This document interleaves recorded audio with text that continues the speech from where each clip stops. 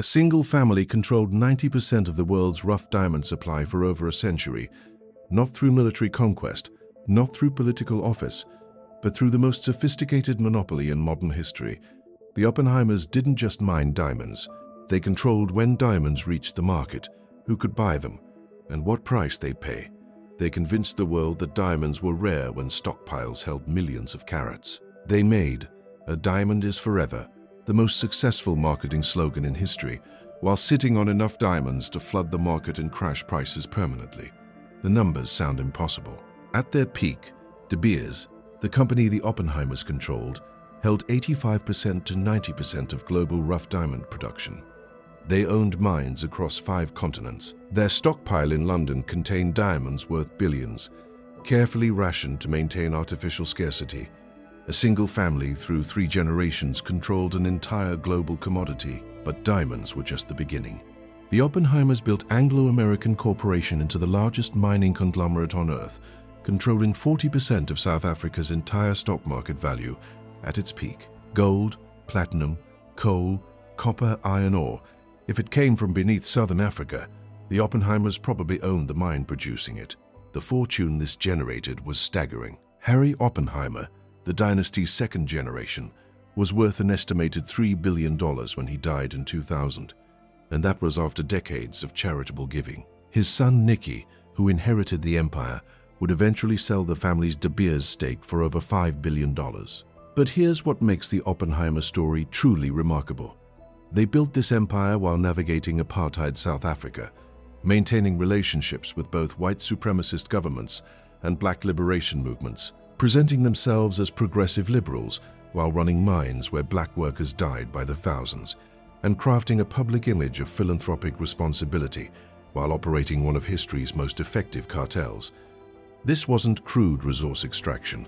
This was sophisticated financial engineering, brilliant marketing, ruthless monopoly enforcement, and multi-generational strategic vision operating across a century of dramatic political and economic change. And it all started with a young German Jewish immigrant arriving in Kimberley, South Africa in 1902, carrying little more than ambition and a genius for understanding how diamonds could be transformed from common stones into symbols of eternal love. This is the story of the Oppenheimer Dynasty, how they built an empire that controlled empires, maintained power through world wars and revolutions, and created wealth so vast that even selling off the family crown jewels made them richer than most nations. The greatest diamond discovery in history happened because a child found a pretty pebble along a riverbank. In 1867, 15-year-old Erasmus Jacobs picked up a shiny stone near the Orange River in South Africa and brought it home. His mother used it as a toy for younger children. A neighbor, intrigued by its unusual clarity, tested it and discovered it was a 21.25-carat diamond, the first diamond discovered in South Africa. Within months, fortune hunters were swarming the region. The discovery of more diamonds along the Orange and Vaal rivers triggered a rush that would transform southern Africa forever. But the real transformation came in 1871, when diamonds were discovered not in riverbeds, but in volcanic pipes at a location that would become Kimberley. The Kimberley diamond fields were different from anything previously discovered. Previous diamond finds had been alluvial, diamonds washed into rivers from their original source. Kimberley was the source itself, volcanic pipes called kimberlite that had brought diamonds from deep in the Earth's mantle to the surface millions of years ago. The discovery meant diamonds existed in almost unlimited quantities if someone was willing to dig deep enough. Here's what's critical to understand. This abundance created a problem. Diamonds are only valuable if they're rare. Flood the market with diamonds, and prices collapse. The Kimberley discovery threatened to destroy diamond values globally. Thousands of prospectors descended on Kimberley, staking small claims and mining independently. By 1872, the main pit, called the Big Hole, had been divided into hundreds of tiny claims, each owned by different diggers. The result was chaos, overlapping excavations, dangerous working conditions, and uncontrolled production flooding the market. Diamond prices began falling. What had been a luxury affordable only to the wealthy was becoming common enough that middle-class buyers could purchase smaller stones. This terrified the established diamond merchants in London and Amsterdam, who depended on high prices and controlled supply. Enter Cecil Rhodes, a sickly Englishman who'd come to South Africa in 1870 for his health and stayed to seek his fortune. Rhodes understood something most diggers missed. The real money wasn't in finding diamonds, but in controlling the entire industry. Throughout the 1870s and 1880s, Rhodes systematically bought out small claim holders, consolidating ownership. He formed De Beers Mining Company in 1880, named after the farm where diamonds had been discovered. Then he merged with his main rival, Barney Barnato's Kimberley Central Mining Company, in 1888 to create De Beers Consolidated Mines. The merger gave Rhodes control over approximately 90% of global diamond production. But more importantly, it established a principle that would guide the diamond industry for the next century. Production must be controlled to maintain prices. Rhodes's De Beers wasn't just a mining company. It was a cartel designed to manage supply. When demand was low, production slowed. When demand increased, carefully calibrated amounts reached the market. The goal wasn't maximizing production. It was maximizing profit through artificial scarcity. I mean, think about the business model.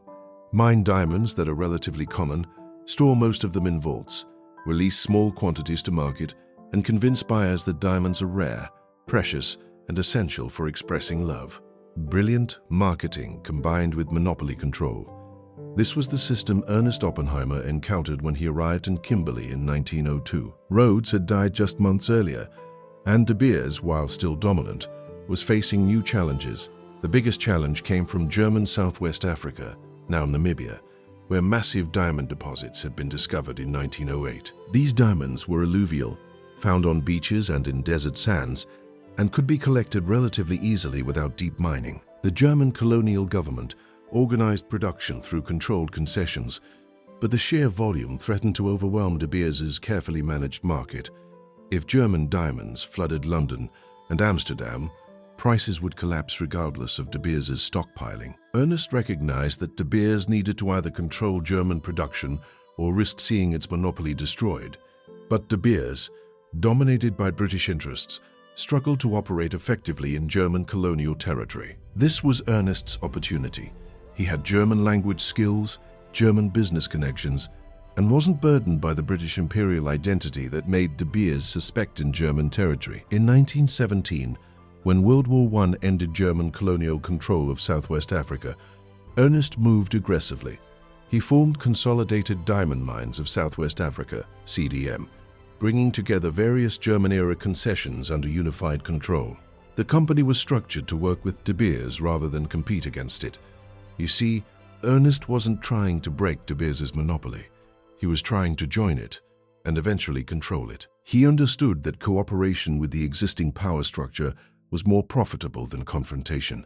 His strategy was patient and sophisticated. He'd establish Anglo-American Corporation as a major force in gold mining, building financial strength independent of De Beers. Then he'd use that financial power to gradually acquire De Beers' shares. Eventually, he'd control both companies, creating an integrated empire spanning diamonds and gold. The plan would take decades to execute, requiring careful navigation of personality conflicts, financial crises, and political upheavals. But Ernest was playing a long game, building an empire designed to outlast him. What made Ernest's approach revolutionary was his understanding of vertical integration and horizontal monopoly. Vertical integration meant controlling every stage from mining to retail: the mines, the sorting facilities, the distribution networks, even the marketing that convinced people to buy diamonds. Horizontal monopoly meant controlling competing sources of supply. When new diamond discoveries occurred, in the Congo, in Angola, in Siberia, the goal was always the same: bring them into the cartel or neutralize their market impact. This required financial sophistication beyond anything Rhodes had attempted. Ernest structured complex deals where independent producers maintained nominal independence, while De Beers controlled their output through purchasing agreements, production quotas, and financial leverage. The system worked because everyone profited from high prices. Small producers earned more selling through De Beers's controlled market than they could flooding the market independently. De Beers earned enormous profits while absorbing minimal risk, and consumers paid premium prices for stones that were less rare than they believed. Look at the genius of the model. Create artificial scarcity of a relatively common mineral, convince consumers the mineral symbolizes eternal love, establish monopoly control over supply, and maintain that control across generations through family succession and complex corporate structures. By the 1920s, Ernest had established himself as a major force in South African mining. Anglo-American was growing rapidly, controlling gold mines across the Witwatersrand. His diamond operations in Southwest Africa were producing significant output, and he was systematically acquiring De Beers shares, positioning himself for eventual control. The Great Depression would test his empire severely. Diamond demand collapsed as luxury spending evaporated. Gold prices rose as investors fled to safe assets. Ernest's diversification across both minerals would prove crucial to surviving the crisis. But survival wasn't enough. Ernest wanted control, complete control of the diamond industry, and dominant control of gold production. The Depression, despite its hardships, would provide opportunities to acquire distressed assets and consolidate power. The man who'd arrived in Kimberley as a junior employee of a London merchant firm was transforming himself into the most powerful mining magnate in the world. But the empire was still incomplete. The diamond monopoly remained imperfect. Gold production was fragmented, and succession planning required preparing his son Harry to eventually take control. The 1930s and 1940s would see Ernest complete his conquest of De Beers, survive World War II despite his German origins creating political complications, and establish the corporate structures that would enable dynastic succession. What neither Ernest nor anyone else could predict was how dramatically South African politics would change after 1948, when the National Party took power and began implementing apartheid as official state policy. The Oppenheimers would need to navigate this new reality, maintaining their empire while the moral foundations of the society they operated in crumbled. Ernest Oppenheimer's path to controlling De Beers required first defeating, then absorbing the legacy of Cecil Rhodes, the man who'd built the diamond monopoly Ernest wanted to inherit. Rhodes had died in 1902, the same year Ernest arrived in Kimberley, but his influence remained overwhelming. His will had established the Rhodes Trust, which controlled substantial De Beers shares. His closest associates, men like Alfred Bate and Lionel Phillips, dominated the company's board, and his vision of British imperial expansion, fueled by mining wealth, remained the company's ideological foundation. Ernest faced a fundamental problem. He was German Jewish, not British imperial.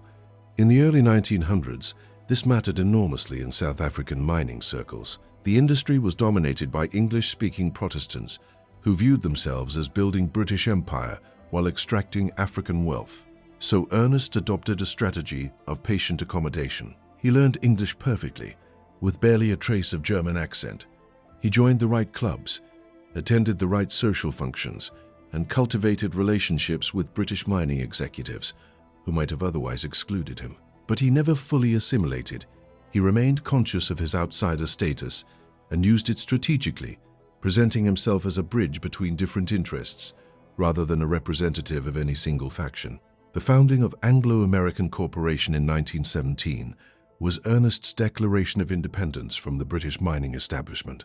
He structured the company with American financial backing from J.P. Morgan, deliberately positioning it as an alternative to the traditional British mining houses. The name itself, Anglo-American, was a political statement. It suggested partnership between British and American capital, with Ernest as the intermediary who could work with both. This positioning would prove crucial when World War I ended and German assets in Southwest Africa were being redistributed. You see, the war had created opportunity for Ernest, despite his German origins.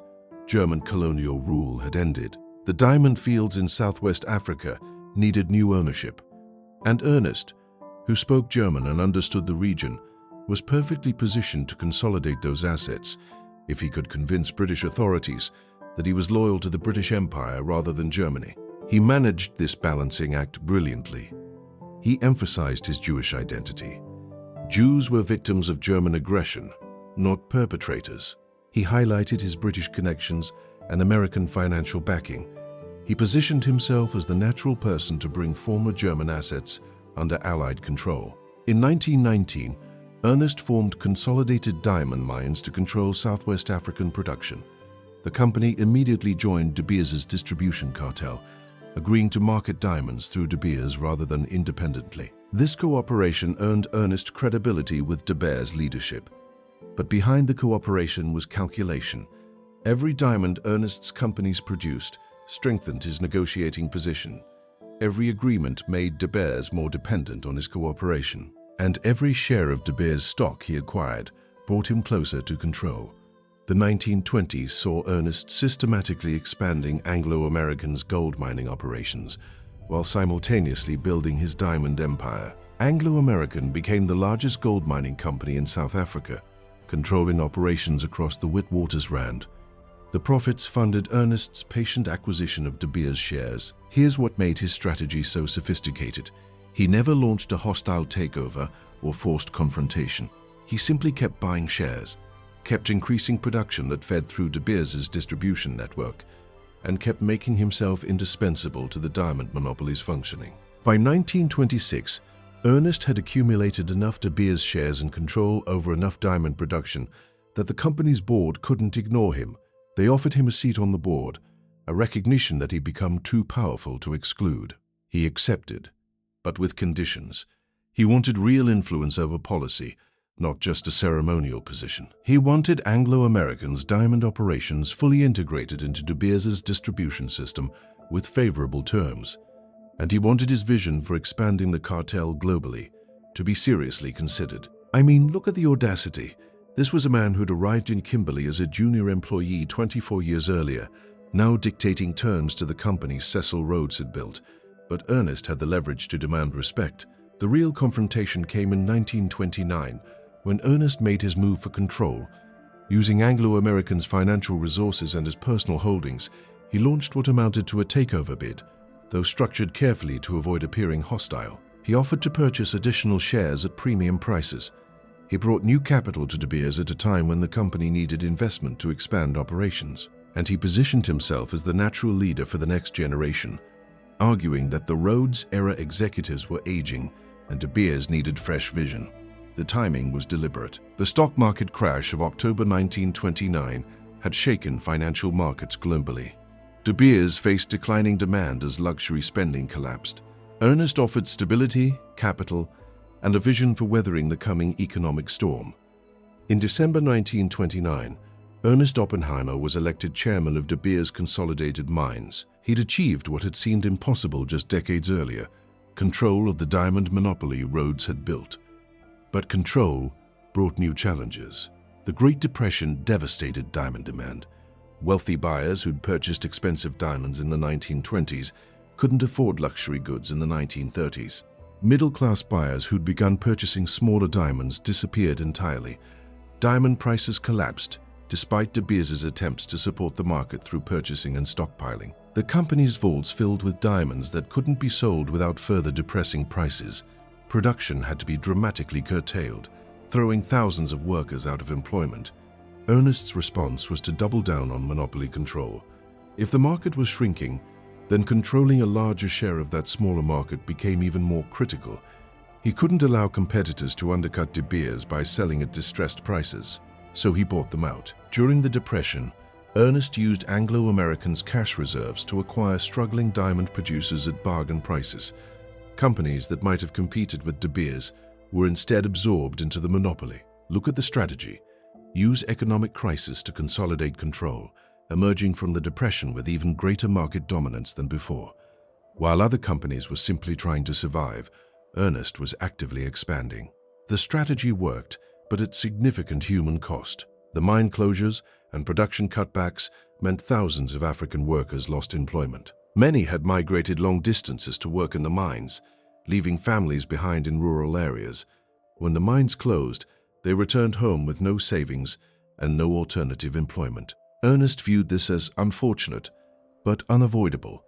His priority was protecting the diamond monopoly, not worker welfare. This callousness toward African labor would characterize Oppenheimer operations throughout the empire's history. By the mid-1930s, as the global economy began recovering, Ernest had positioned De Beers perfectly. The company controlled an even larger share of global diamond production than before the Depression.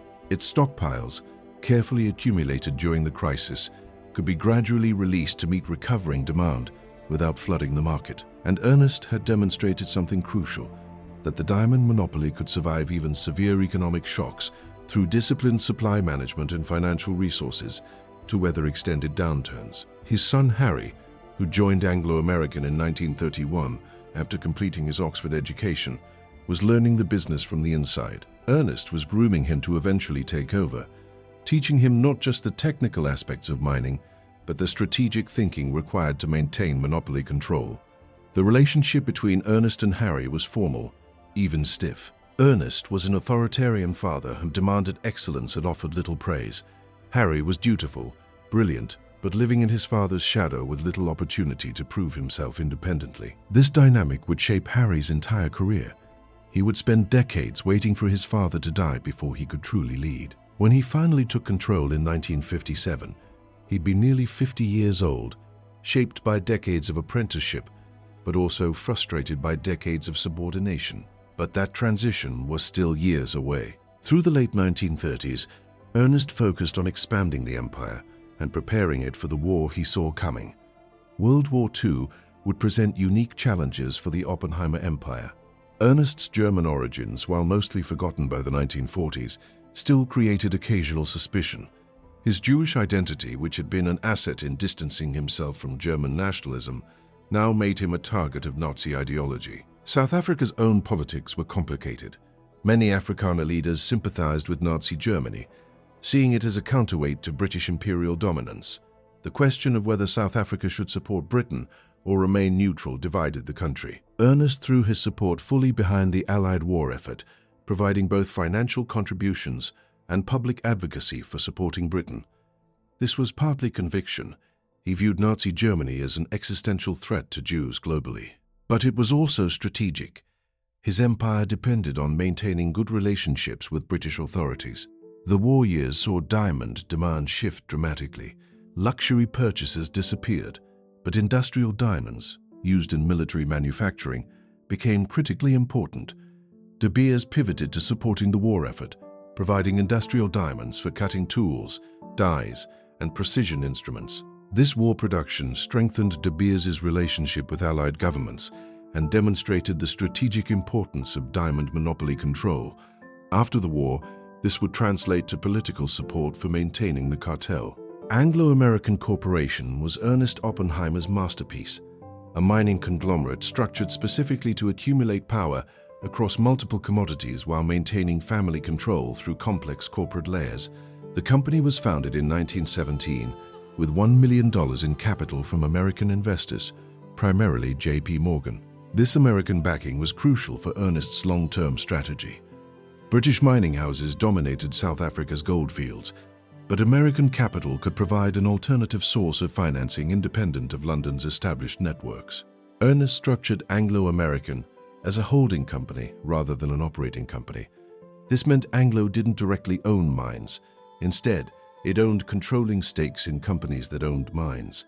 This layered structure provided several advantages. First, it allowed leverage.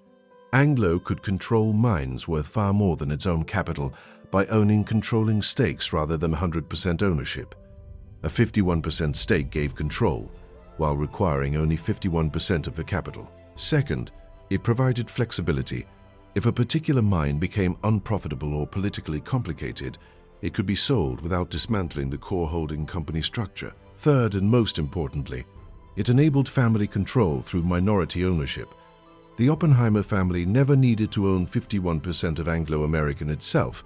They just needed to own enough shares to control the board and make strategic decisions. Through Anglo's controlling stakes in operating companies, this relatively small family ownership translated into control over vast mining operations. Here's what made this structure brilliant. The family could control billions in assets, while personally owning only hundreds of millions. The leverage multiplied their effective power far beyond their actual wealth. Ernest's initial focus was gold. The Witwatersrand goldfields around Johannesburg contained some of the richest deposits ever discovered, but mining them required capital-intensive, deep-level operations.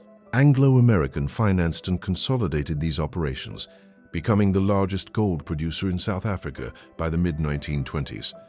Gold mining provided steady cash flow that didn't depend on luxury demand. Unlike diamonds, gold had monetary value backed by central banks. During economic downturns, gold prices often rose as investors sought safe assets. This counter-cyclical characteristic made gold the perfect complement to diamonds. You see, Ernest was building a diversified empire where diamonds and gold balanced each other. When diamond demand was strong, those profits could fund gold operations. When economic crisis hit, gold's stability could support the diamond monopoly through difficult periods. By the 1930s, Anglo-American had expanded beyond gold and diamonds into platinum, copper, coal, and industrial minerals. Each new commodity added another layer of power and another revenue stream independent of any single market. The company also pioneered new mining technologies. Deep-level gold mining required sophisticated ventilation, cooling, and support systems to operate safely at depths exceeding 2 kilometers underground. Anglo invested in engineering and research that made these extreme operations possible, but technological sophistication came paired with brutal labor practices. The mines employed hundreds of thousands of black African workers, recruited from across southern Africa through a system that resembled indentured servitude more than free labor. Workers were housed in single-sex compounds far from their families, paid minimal wages, and subjected to dangerous conditions. Silicosis, a lung disease caused by inhaling mine dust, killed thousands. Accidents killed thousands more. The human cost of extracting Ernest's wealth was staggering. Ernest viewed this as simply the cost of doing business. Labor was cheap and plentiful. Safety measures reduced profitability. And the racial ideology that dominated South Africa, even before formal apartheid, held that black African workers deserved minimal consideration. I mean, look at the moral calculus.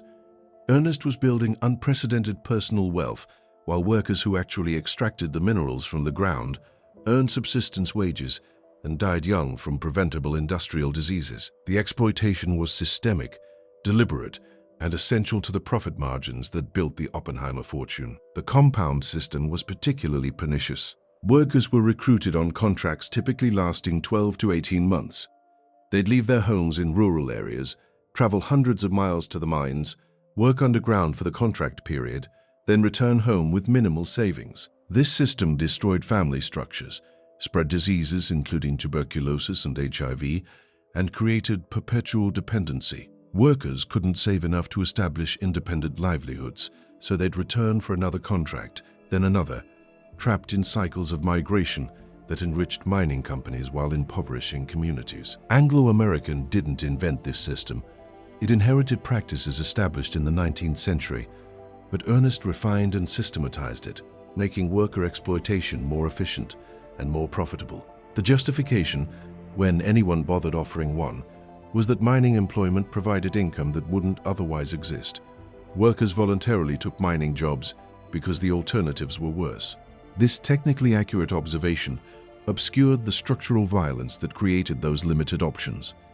By the 1940s, Anglo-American controlled approximately 40% of South Africa's gold production. The company's market capitalization made it one of the largest corporations in the British Empire, and Ernest's personal control, exercised through carefully structured shareholdings, gave him power over an empire larger than most nations' GDPs. His management style was autocratic. Executives reported to Ernest and made final decisions on all significant matters. Board meetings were formal affairs where Ernest announced decisions more than solicited input. The company operated as essentially a family business despite its massive scale. This autocratic control would become problematic during the succession to Harry. When Ernest died in 1957, Harry inherited the chairmanship, but also inherited a board and executive structure shaped entirely by his father. He'd need to establish his own authority while working with subordinates who'd spent decades deferring to Ernest. The company's relationship with the South African government evolved significantly during this period. Before 1948, the government was dominated by the United Party, which represented mining interests and British imperial connections. Anglo-American enjoyed comfortable relationships with government officials who understood the industry and rarely interfered. Then, in 1948, the National Party won election on a platform of Afrikaner nationalism and formal apartheid. The new government viewed English-speaking mining houses with suspicion, seeing them as representatives of British imperialism that had defeated the Afrikaners in the Boer War. Ernest needed to navigate this new political reality carefully. The National Party had the power to impose new taxes, change labor regulations, or even nationalize mines. Maintaining good relationships became essential to protecting the empire. He adopted a strategy of public neutrality combined with private engagement. Anglo-American wouldn't publicly oppose apartheid. That would invite government retaliation. But Ernest personally maintained relationships with both National Party leaders and anti-apartheid activists, positioning himself as a liberal who opposed racial extremism while accepting that political reality required accommodation. This both sides approach would characterize the Oppenheimer political strategy for decades. Publicly, they were progressive liberals who supported gradual reform. Privately, they operated profitably within apartheid structures, using the system's racial controls to maintain cheap labor. Look at the contradiction. Ernest, and later Harry, would champion human rights, fund anti-apartheid organizations, and cultivate international reputations as enlightened businessmen. Meanwhile, their companies enforced compound housing, paid black workers a fraction of white workers' wages, and collaborated with apartheid labor bureaus that controlled African movement and employment. This hypocrisy was strategic. It allowed the Oppenheimers to maintain international legitimacy while profiting from racial oppression domestically. They could sell diamonds in New York while running mines in South Africa that treated black workers as disposable labor. The strategy worked remarkably well. International critics of apartheid often exempted Anglo-American from their harshest condemnations, viewing the Oppenheimers as progressive forces working within a difficult system rather than as beneficiaries actively exploiting that system. By the 1950s, Anglo-American had become the dominant force in South African business. The company controlled vast mining operations, owned significant shares in related industries like explosives manufacturing and mining equipment, and exercised political influence that exceeded most government ministries. Harry Oppenheimer, who'd been deputy chairman since 1945, was being positioned for succession. He'd proven himself competent, though less charismatic than his father. He understood the business thoroughly and shared Ernest's strategic vision for maintaining monopoly control. What Harry lacked was his father's ruthlessness. Ernest had built the empire through aggressive competition, hostile acquisitions, and willingness to destroy rivals. Harry was more diplomatic, preferring negotiation to confrontation. This difference in temperament would shape how Harry managed the empire after Ernest's death. He would consolidate rather than aggressively expand, maintain rather than conquer, and gradually professionalize management rather than ruling autocratically. But succession was still years away. Through the 1950s, Ernest remained firmly in control, continuing to build the empire that would eventually pass to his son and establish the Oppenheimer Dynasty as the most powerful family in African mining history. Ernest Oppenheimer's greatest achievement wasn't building Anglo-American or even controlling De Beers. It was perfecting the diamond cartel into a system so sophisticated that it would survive for over a century despite violating every principle of free market competition. The system worked through layers of control, each reinforcing the others until breaking free became essentially impossible for any diamond producer. At the foundation was production control. De Beers owned the largest and most profitable diamond mines, giving it direct control over significant supply. But direct ownership was only the first layer. The second layer was purchasing agreements. Independent producers who weren't owned by De Beers signed contracts to sell their rough diamonds exclusively through the Central Selling Organization, De Beers' marketing arm in London. These contracts committed producers to supply quotas and prohibited them from selling diamonds outside the cartel. Why would independent producers agree to such restrictions? Because the alternative was worse. If a producer tried to sell diamonds independently, De Beers could flood the market with stockpiled diamonds, crashing prices and bankrupting the independent. The threat was implicit, but understood: cooperate or be destroyed. The third layer was stockpiling.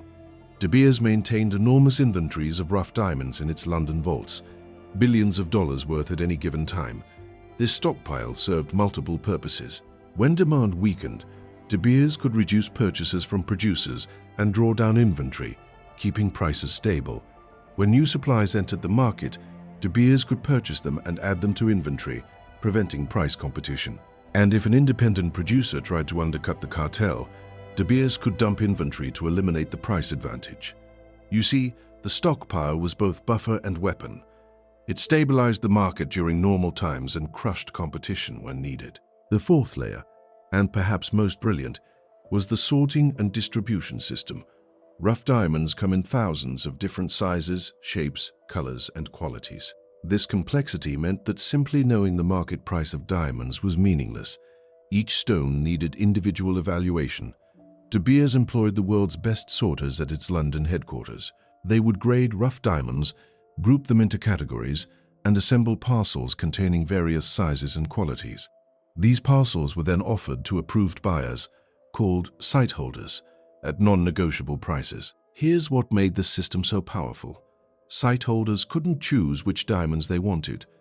They received an allocation decided by De Beers. The price was set by De Beers, and if a sight holder declined their allocation or tried to negotiate, they'd lose access to future allocations. This take-it-or-leave-it system meant De Beers controlled not just the overall diamond supply, but the specific mix of diamonds each buyer received. This level of control was unprecedented in any other commodity market. I mean, imagine if ExxonMobil could tell gas stations exactly how much gasoline they could buy, what grade it would be, what price they'd pay, and threaten to cut them off entirely if they purchased from any other supplier. That's essentially how De Beers operated, except with government approval and international participation. The fifth layer was marketing. In 1938, De Beers hired the advertising agency N.W. to address a serious problem. Diamond sales were declining as the Depression continued and younger Americans weren't buying engagement rings. N.W. developed one of the most successful marketing campaigns in history. They placed diamonds in Hollywood films, paying studios to feature engagement rings in romantic scenes. They distributed press releases about celebrity engagements emphasizing the diamond rings. They created advertising that linked diamonds to romance, commitment, and eternal love. In 1947, Francis Giretti, a copywriter at N.W. wrote 4 words that would define the industry. A diamond is forever. It suggested that diamonds, like love, were eternal and irreplaceable. It implied that the size of the diamond reflected the depth of love, and most importantly, it discouraged reselling. If diamonds were forever, you wouldn't sell your engagement ring even if you needed money or got divorced. This last point was crucial for the cartel. The biggest threat to high diamond prices was the potential resale market. Millions of diamonds already existed in jewelry around the world. If owners tried to sell them, the resulting supply would dwarf annual mining production and crash prices. A diamond is forever convinced people to keep their diamonds rather than sell them, effectively removing existing diamonds from the market and maintaining scarcity. Look at the sophistication here. De Beers was selling a product that was relatively common by convincing buyers it was rare, expensive because it was scarce when actually it was scarce because the supply was artificially restricted, and valuable because reselling was discouraged through marketing that made selling seem like betraying love itself. The sixth layer was controlling new discoveries. Whenever significant diamond deposits were found, in Siberia, in Australia, in Canada, De Beers immediately worked to bring them into the cartel. Sometimes this happened through direct purchase of the mining rights, sometimes through partnership agreements, where De Beers provided capital and expertise in exchange for marketing rights. Sometimes through political pressure, where De Beers leveraged its relationships with governments to force cooperation. The Russian discovery in the 1950s was particularly challenging. Soviet diamond production could have flooded the market and destroyed the cartel. Instead, Ernest negotiated a secret agreement where the Soviets would sell their diamonds through De Beers in exchange for guaranteed prices and market stability. This agreement was remarkable. At the height of the Cold War, capitalist De Beers and communist USSR were cooperating to maintain a cartel that enriched both while raising prices on Western consumers. Ideology meant nothing compared to profit. When the Australian Argyle mine opened in the 1980s with massive production of smaller diamonds, De Beers initially brought them into the cartel. When Argyle eventually left the cartel in the 1990s, De Beers adjusted by focusing on larger, higher-quality diamonds where Argyle's small stones competed less directly. The seventh layer was vertical integration into cutting and polishing. De Beers didn't just sell rough diamonds. It influenced the entire value chain from mine to retail. Through investments in cutting centers in Israel, Belgium, and India, De Beers maintained relationships with the major diamond processing hubs. Through partnerships with jewelry retailers like De Beers Diamond Jewelers, a joint venture with LVMH, it influenced retail pricing and marketing. This vertical integration meant De Beers captured value at multiple stages and maintained control even after rough diamonds left its direct possession. By the time Ernest died in 1957, he'd built a system that controlled approximately 85% to 90% of the world's rough diamond supply. This monopoly was more complete than Standard Oil had ever been, more durable than any modern cartel, and more profitable than almost any legal business structure in history. The brilliance wasn't just in achieving monopoly. Many companies have temporarily monopolized markets. The brilliance was in sustaining it across decades despite antitrust laws in major markets, new discoveries constantly threatening supply control, geopolitical conflicts disrupting operations, changing consumer preferences, economic cycles from boom to depression to recovery. The system survived all these challenges because it operated at multiple levels simultaneously. Losing one element, say a major independent discovery, didn't destroy the cartel because the other elements compensated. Harry Oppenheimer inherited this system in 1957 and would spend the next 25 years perfecting it further. He added more sophisticated marketing, expanded geographic reach, and professionalized management while maintaining family control. But he also inherited the moral compromises the system required. The cartel depended on limiting supply, which meant closing mines and laying off workers when demand weakened. It depended on maintaining secrecy, which meant operating through shell companies and hidden ownership structures. It depended on political relationships with governments, including South Africa's apartheid regime, that committed human rights abuses. Harry would navigate these contradictions by maintaining his father's strategy: public progressivism paired with private pragmatism. He'd fund anti-apartheid groups while profiting from apartheid labor systems. He'd promote free markets while operating the world's most successful cartel. He'd cultivate a reputation as an enlightened businessman while running a monopoly that would have been illegal in most countries if enforced honestly. The diamond monopoly represented capitalism at its most sophisticated and most cynical, a system that turned common stones into luxury goods through brilliant marketing, maintained artificial scarcity through monopoly control, and generated enormous wealth for a single family, while raising prices on consumers worldwide who believed they were buying something rare and precious. The relationship between the Oppenheimer Empire and South Africa's apartheid government was one of history's most morally complicated business-state partnerships, a collaboration that enriched both parties while oppressing millions. When the National Party won South Africa's 1948 election, the Oppenheimers faced a dilemma. The new government was explicitly racist, committed to formalizing the racial segregation that had existed informally for decades. Its leaders were Afrikaner nationalists who viewed English-speaking mining magnates like the Oppenheimers with suspicion. Ernest Oppenheimer's initial response was cautious engagement.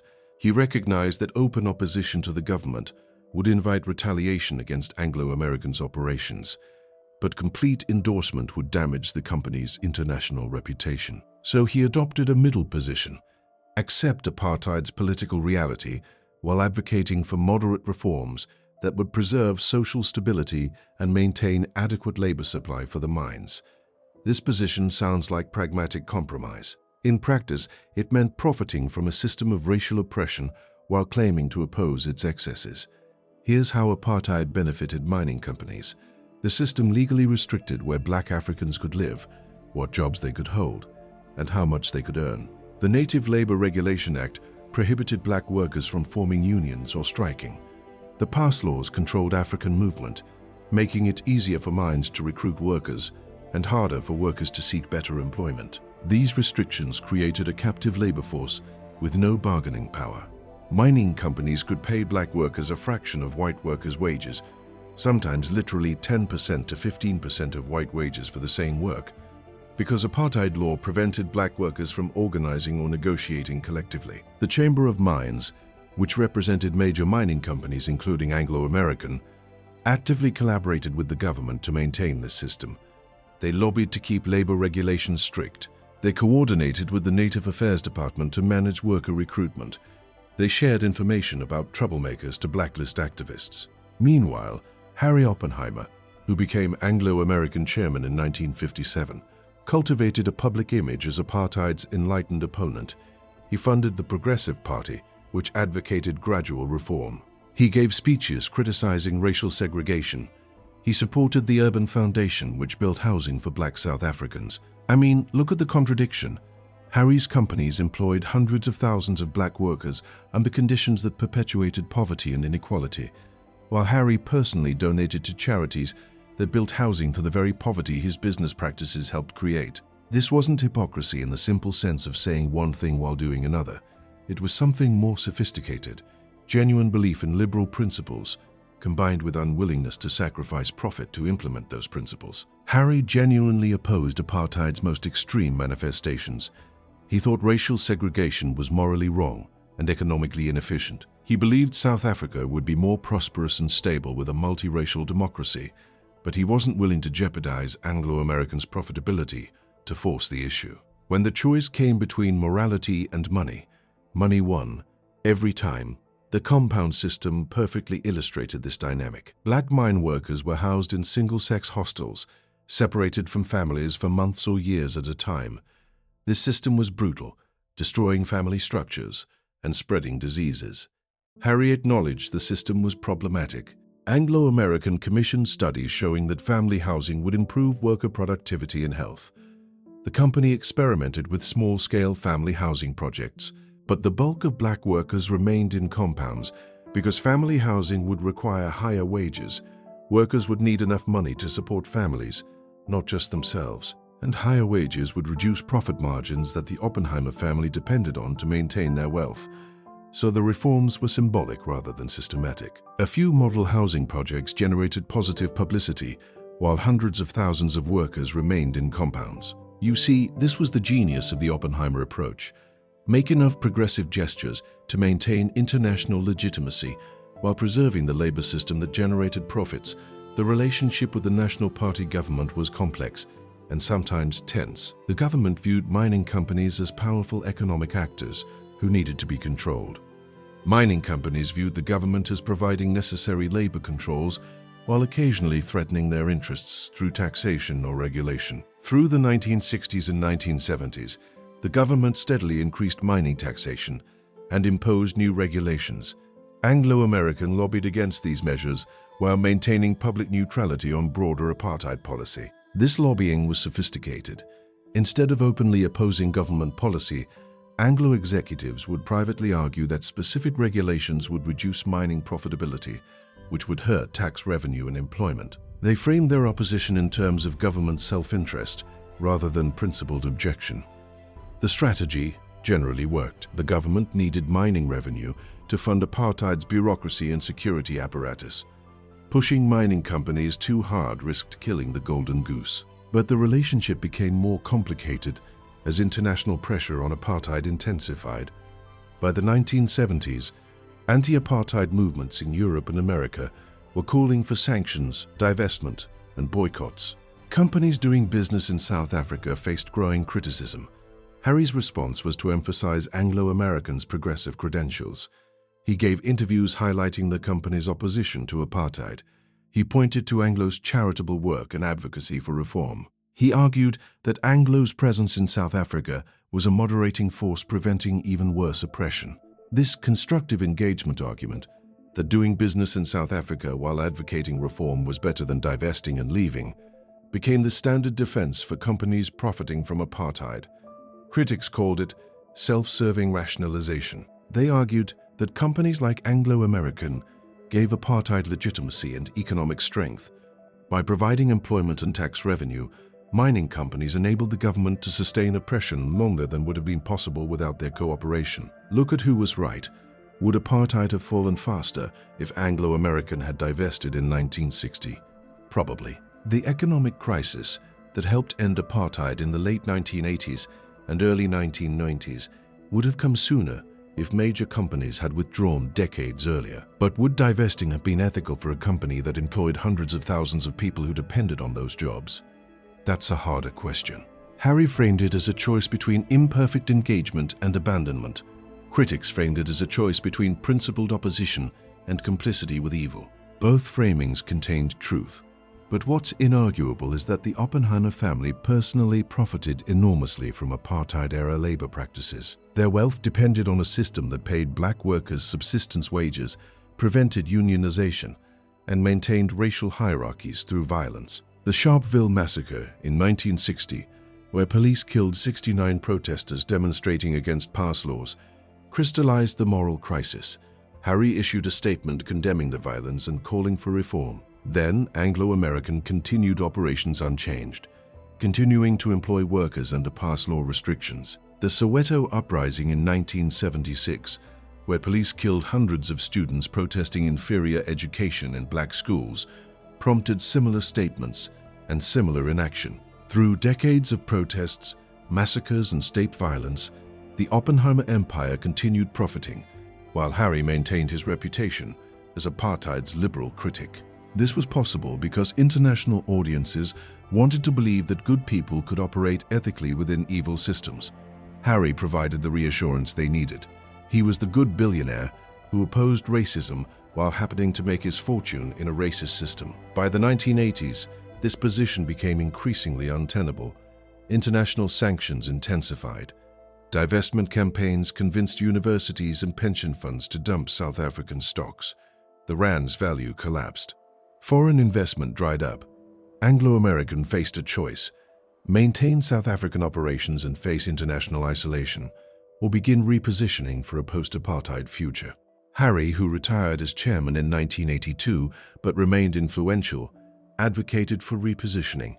The company began diversifying internationally, acquiring mines and assets outside South Africa. It started negotiations with the African National Congress about a post-apartheid future. It gradually improved black worker wages and conditions. These changes were partly moral awakening but mostly pragmatic adaptation. By the 1980s, it was clear apartheid would eventually end. The question was whether Anglo-American would survive the transition. The answer was yes. Remarkably, the Oppenheimer empire would not only survive apartheid's end, but thrive in democratic South Africa. This survival testified to their political sophistication and also to how thoroughly they'd embedded themselves in the economy. While diamonds generated publicity and mystique, gold was the foundation of the Oppenheimer fortune, the steady, unglamorous revenue stream that funded the empire and anchored its power.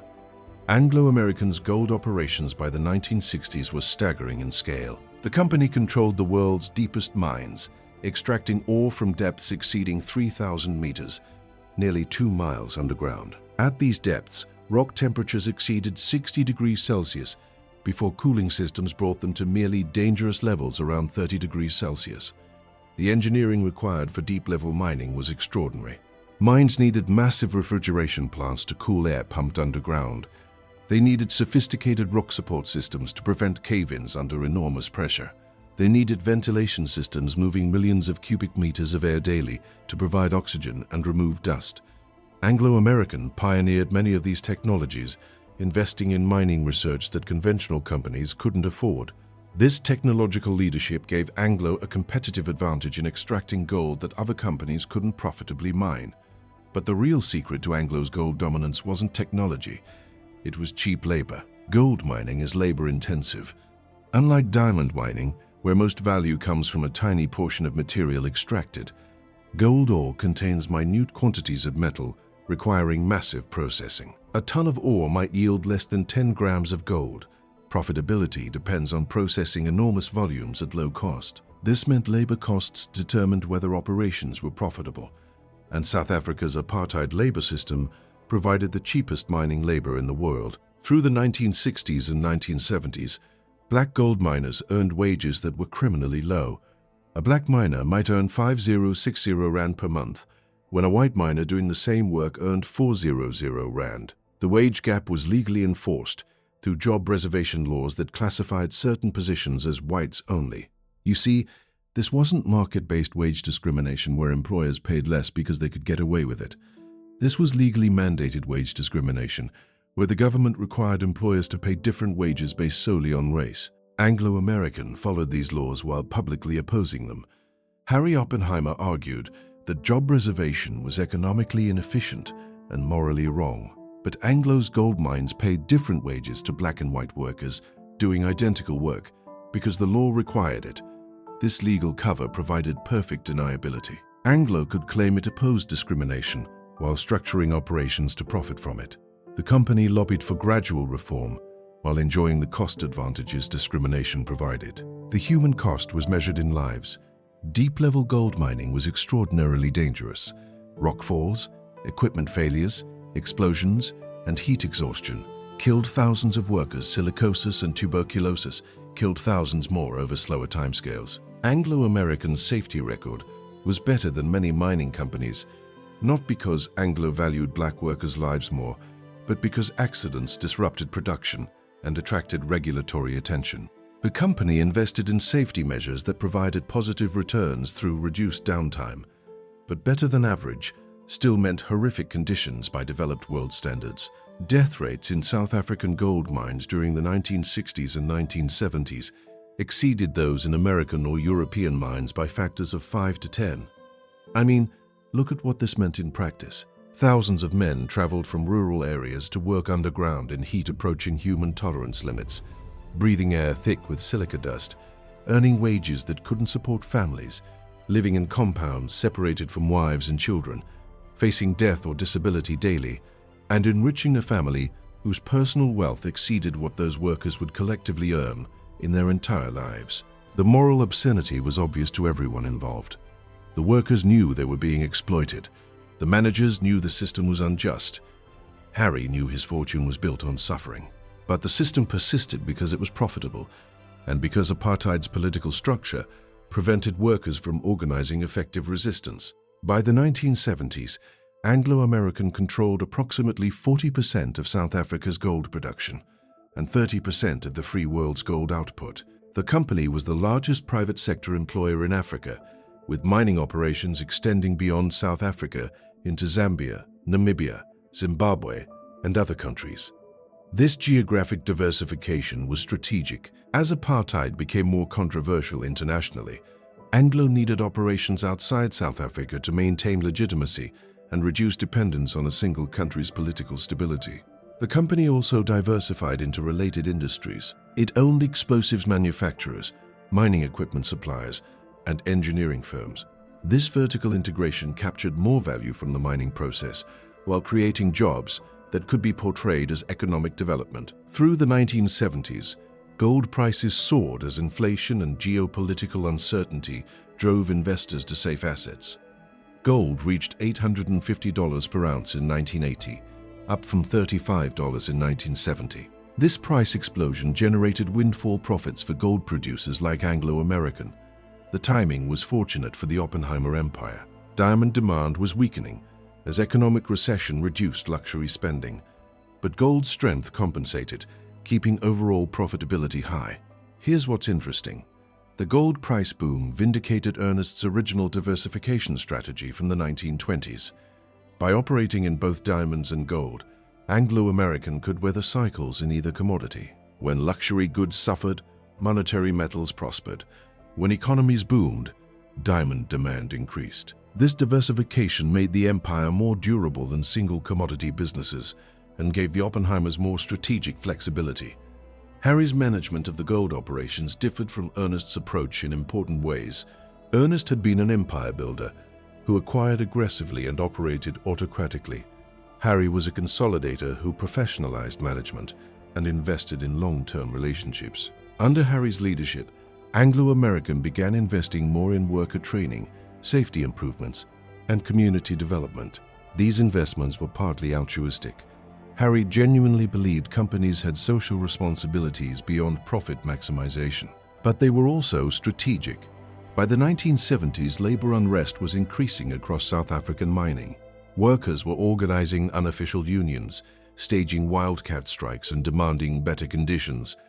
The apartheid government could suppress these movements through violence, but violence disrupted production. Anglo's approach was to reduce grievances through incremental improvements while maintaining the fundamental labor system. Better housing, better healthcare, modest wage increases, enough to reduce militancy without fundamentally changing the power dynamics. Look at the sophistication.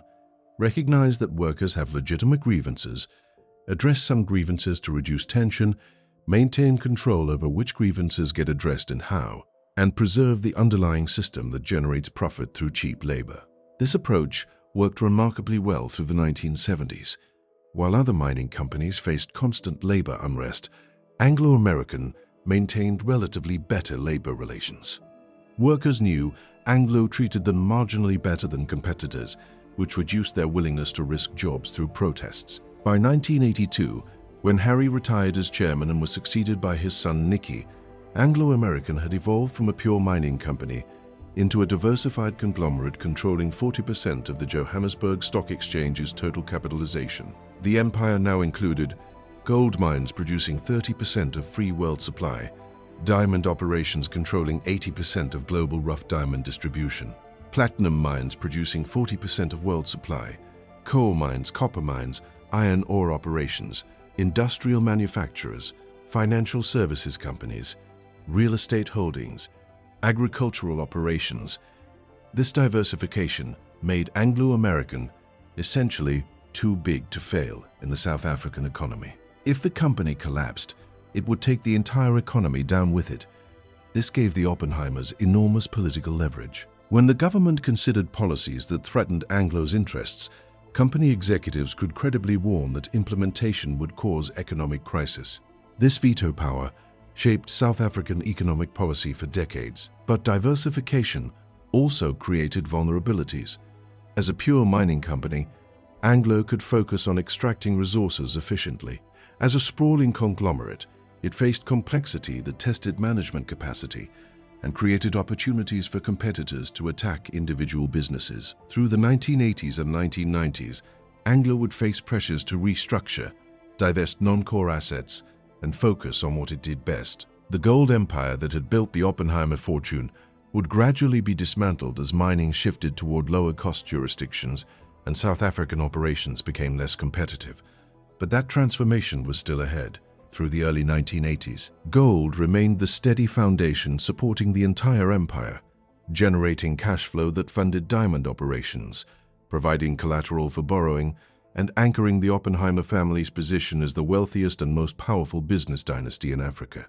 By the 1970s, the Oppenheimer empire had transcended national boundaries to become a truly global force in mining and minerals, but maintaining that control required constant vigilance against threats from governments, competitors, and market forces. The most significant challenge came from newly independent African nations nationalizing their mining sectors. As European colonies gained independence through the 1960s and 1970s, new governments often viewed foreign mining companies as continuing colonial exploitation under new labels. Zambia nationalized its copper mines in 1969, creating state-owned ZCCM and forcing Anglo-American to negotiate compensation and minority stakes. Zaire, later Democratic Republic of Congo, nationalized Union Miniere, a company Anglo had major stakes in. Tanzania, Mozambique, Angola. Across Africa, the trend was toward state control of mineral resources. These nationalizations threatened Anglo-American's business model. The company had built its empire by controlling mines across multiple countries, diversifying political risk while consolidating market power. If every country nationalized its mining sector, Anglo would be reduced to a South African company without international diversification. Harry Oppenheimer's response combined pragmatic accommodation with strategic repositioning. When nationalization was inevitable, Anglo negotiated the best possible terms: compensation for assets, management contracts to continue operating mines, marketing agreements to sell output through Anglo's distribution networks. These arrangements turned expropriation into opportunity. Anglo would lose ownership, but maintain operational control and commercial relationships that preserved much of the economic value. You see, many newly independent governments lacked the expertise to manage complex mining operations. They could seize the mines but couldn't efficiently extract ore, process it, or market it globally. Anglo offered solutions. We'll manage operations for a fee. We'll market output through our networks. We'll provide technical expertise you need. This strategy worked remarkably well in many cases. Governments got symbolic ownership and tax revenue. Anglo lost formal control, but maintain practical influence and commercial relationships. The approach wasn't foolproof. Some nationalizations resulted in total loss, assets seized without compensation, operations handed to competitors. Anglo completely shut out. But overall, Harry's pragmatic flexibility preserved more value than rigid opposition would have. The Soviet diamond production presented a different challenge. When massive diamond deposits were discovered in Siberia in the 1950s, the potential supply threatened to overwhelm the market and destroy De Beers' monopoly. But Harry negotiated a remarkable agreement. The Soviets would sell their diamonds through De Beers' central selling organization rather than independently. In exchange, De Beers guaranteed stable prices and steady purchases regardless of market conditions. This arrangement was extraordinary. Communist USSR was cooperating with capitalist De Beers to maintain a cartel that raised prices on Western consumers. Ideology meant nothing compared to economic interest. The agreement held for decades, through Cold War tensions, proxy wars, and diplomatic crises. When political relations between East and West deteriorated, diamond business continued smoothly. De Beers bought Soviet diamonds, sorted them in London, and sold them globally while the USSR earned hard currency it desperately needed. Look at what this revealed about the diamond market. It was so thoroughly controlled that even superpowers accepted the cartel as legitimate. The alternative, market competition driving down prices, benefited consumers but hurt both producers. So producers cooperated, regardless of political differences. The Australian challenge in the 1980s proved more difficult. When the Argyle mine opened in Western Australia, it produced more diamonds than any mine in history, primarily small, lower-quality stones, suitable for industrial use or cheaper jewelry. Argyle initially joined the De Beers cartel, selling through the central selling organization, but the relationship was tense. Argyle produced more diamonds than De Beers wanted to market, creating pressure to accept lower prices or stockpile even more inventory. In 1996, Argyle left the cartel and began marketing independently. This was the most significant defection in De Beers' history and threatened to unravel the monopoly that had endured since Ernest's time. Harry's son, Nicky, who'd become chairman in 1998, faced a choice: wage a price war to destroy Argyle's independence or adapt the business model to accept reduced market share. He chose adaptation. De Beers shifted focus from controlling supply to building brand value. Rather than fighting Argyle for market share in small diamonds, De Beers emphasized larger, higher-quality forever diamonds marketed through branded retail stores. This strategic pivot marked the beginning of the end for the classic diamond monopoly. De Beers' market share would fall from 90% in the 1980s to under 40% by the 2010s. But profitability remained high because brand margins compensated for lost volume. I mean, think about the evolution. Ernest built monopoly through supply control. Harry perfected it through brand building. Each generation adapted to changing market conditions while preserving family wealth. The globalization of the 1990s and 2000s presented both opportunities and challenges. Capital flowed more freely across borders, making it easier to finance mining projects worldwide. But it also meant competitors could enter. Markets Anglo-American had dominated. Chinese mining companies, backed by state resources, began acquiring assets across Africa. Australian mining giants like BHP and Rio Tinto expanded globally. Canadian juniors discovered new deposits and brought them into production without Anglo's involvement. Anglo-Americans' response was to focus on assets where it had competitive advantages. Established operations in South Africa, advanced deep-level mining technology, and historic relationships with governments and communities. But the company also began divesting non-core assets. Through the 2000s, Anglo sold stakes in industries outside mining, restructured its portfolio to focus on bulk commodities like iron ore and coal, and gradually reduced its distinctive conglomerate structure. This restructuring was controversial within the Oppenheimer family and Anglo's management. Some argued the company should remain the diversified empire Ernest and Harry had built. Others argued focus was necessary to compete in modern mining, where specialized companies outperformed conglomerates. The debate reflected broader questions about the empire's future. Should the Oppenheimers remain primarily investors in Anglo-American, or should they diversify their wealth into other assets? Should Anglo remain majority South African, or become truly multinational? Should the family maintain control or accept dilution in exchange for capital to compete globally? These questions would intensify in the 2000s as the Oppenheimer Dynasty approached a critical transition point. The decision that ended the Oppenheimer Dynasty's century-long control over the diamond industry came not from external pressure, but from internal calculation. Sometimes selling is smarter than holding. In November 2011, Nicky Oppenheimer, Ernest's grandson and Harry's son, announced that the family would sell its 40% stake in De Beers to Anglo-American for $5.1 billion. This marked the end of direct Oppenheimer control over the company that had defined the family's identity since the 1920s. The sale shocked the diamond industry. For generations, Oppenheimer and De Beers had been essentially synonymous. The family's control seemed permanent, an enduring dynasty that would continue indefinitely. But Nicky had concluded that the diamond business was changing in ways that made family control increasingly difficult to justify. De Beers' market share had fallen from 90% in the 1980s to under 40% by 2010. New producers in Canada, Russia, and Australia operated independently. Synthetic diamonds were improving in quality and falling in price, and younger consumers were questioning whether diamonds were worth the prices De Beers charged. The monopoly was unraveling. Nicky could fight to preserve it, investing billions to acquire competitors and suppress synthetics, or he could accept the new reality and extract maximum value while De Beers still commanded premium pricing. He chose the latter. The $5.1 billion sale price represented excellent value for a declining monopoly, and importantly, the Oppenheimer family retained significant Anglo-American shares, maintaining wealth and influence even without direct De Beers control. You see, this was classic Oppenheimer strategy.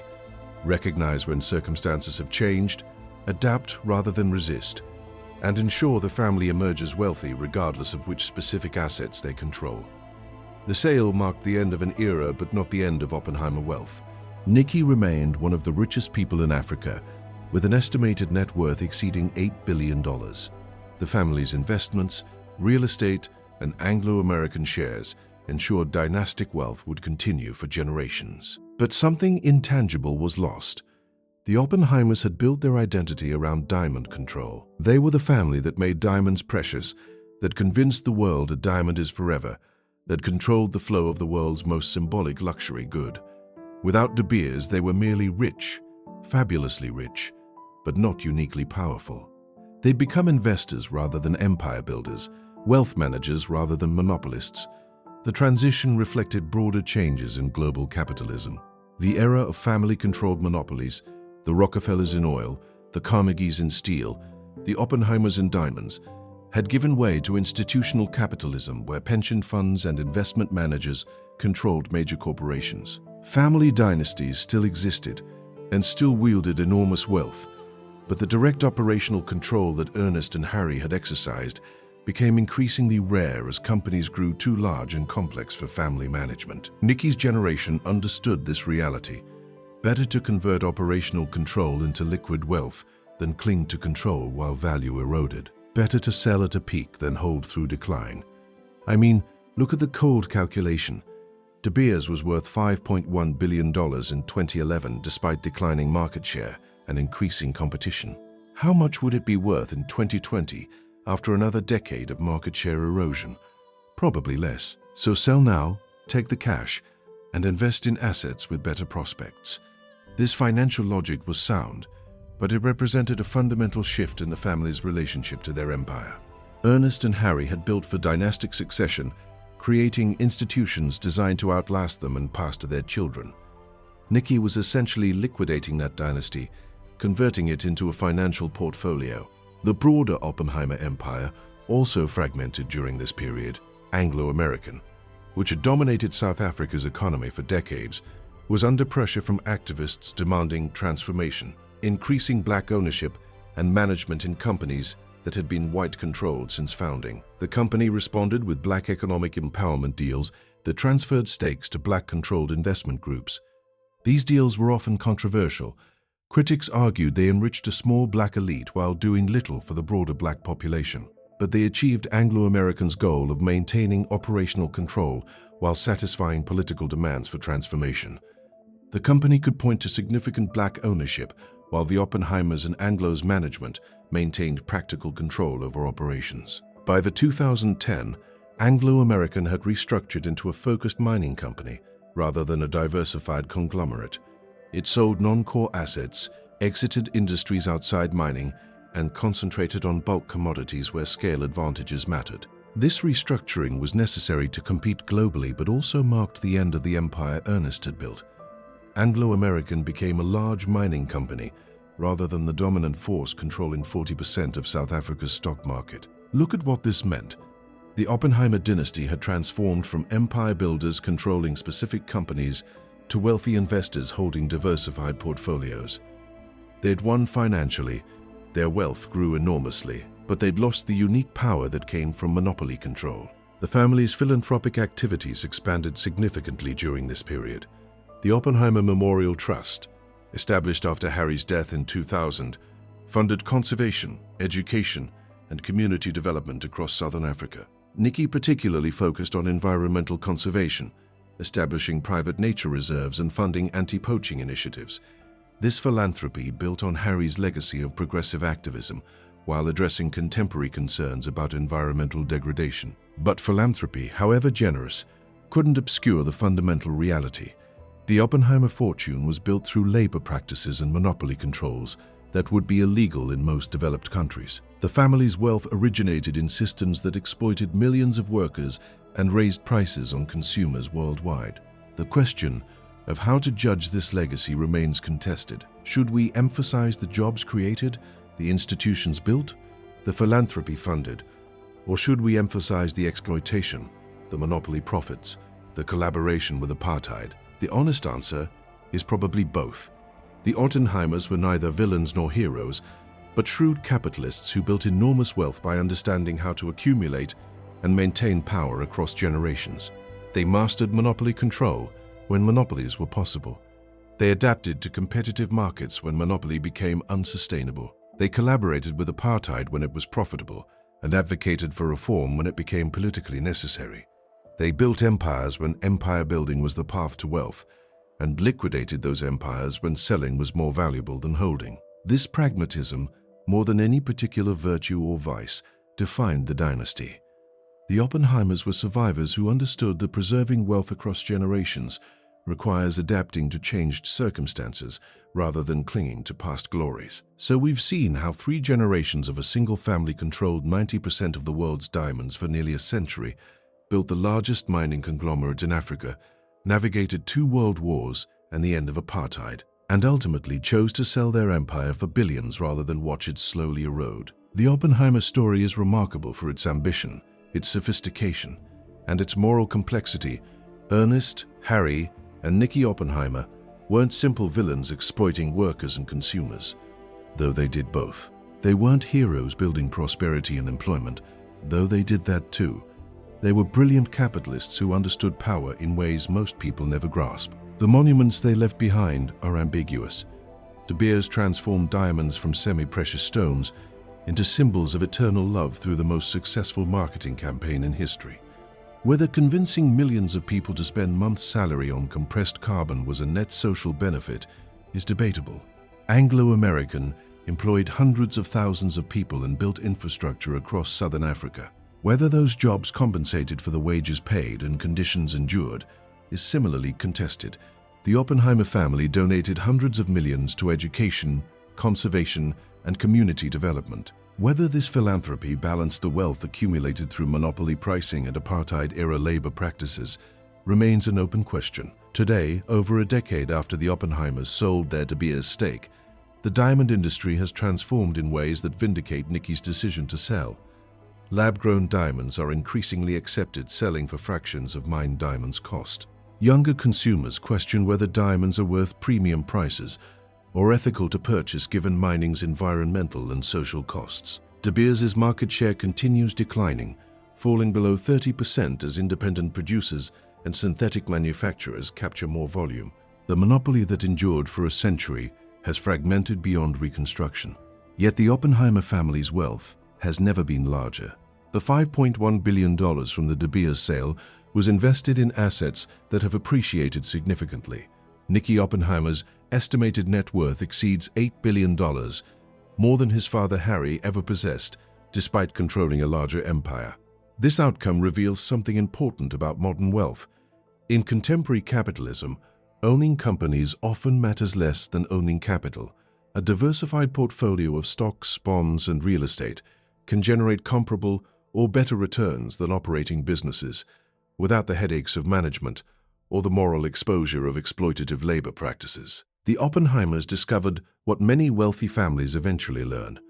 There's an optimal time to convert operational control into liquid assets, to stop being empire builders and start being investors, to trade power for pure wealth. This transition is both victory and defeat. Victory because the family preserved and expanded its fortune across generational transitions that destroy most family wealth.